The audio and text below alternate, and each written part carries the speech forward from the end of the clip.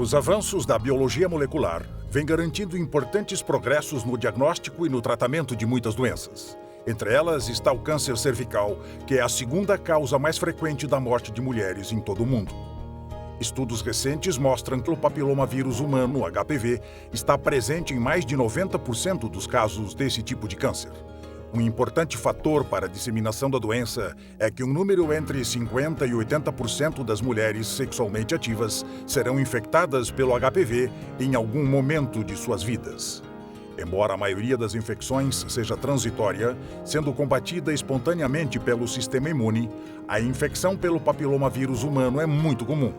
Estima-se que cerca de 35% das mulheres sexualmente ativas sejam portadoras do vírus, sendo que apenas cerca de 1% das mulheres infectadas irá desenvolver câncer do colo do útero. Ainda assim, são diagnosticados 500 mil novos casos desse tipo de câncer a cada ano no mundo. Quando analisamos o trato genital feminino, observamos que o colo do útero costuma ser sede de infecções pelo vírus do HPV.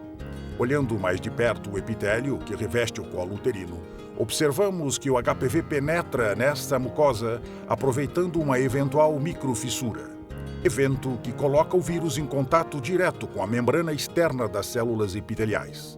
Assim que se dá o contato de um vírus do HPV com uma das células, ele imediatamente interage com ela e libera o DNA viral no seu interior. Na sequência, o DNA do vírus se introduz no núcleo da célula e se vale do equipamento bioquímico ali existente para se reproduzir, o que faz dividindo-se e produzindo novas partículas virais. Em condições normais, o vírus do HPV tem seu DNA no formato de uma dupla hélice circular. Enquanto a população viral se reproduzir mantendo o DNA como um anel fechado, não existe risco imediato. Em alguns casos, entretanto, por motivos ainda desconhecidos, determinados tipos de vírus do HPV podem sofrer alterações em seu DNA, que se rompe dentro do núcleo das novas células e muda do formato circular para um formato aberto.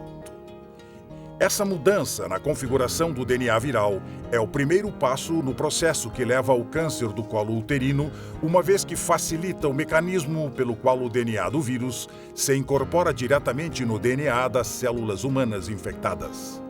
Dependendo do trecho do DNA em que ocorre a junção, as células infectadas começam a produzir E6 e E7, que então saem do núcleo e passam a inibir a proteína P53. Essa proteína vem a ser a principal defesa local contra o desenvolvimento do câncer. A P53 protege a saúde celular, impedindo que as mutações celulares sobrevivam. Sua tarefa é garantir que as divisões celulares se mantenham normais e as novas células sejam cópias exatas da célula-mãe. Assim, quando ocorre uma mutação, a P53 identifica o problema e corrige o defeito, ou conduz a célula defeituosa para a morte celular, se o conserto é impossível. Ao inibirem a proteção proporcionada pela proteína P53, as oncoproteínas E6 e E7 abrem a porta para a multiplicação celular descontrolada e para a progressão do câncer.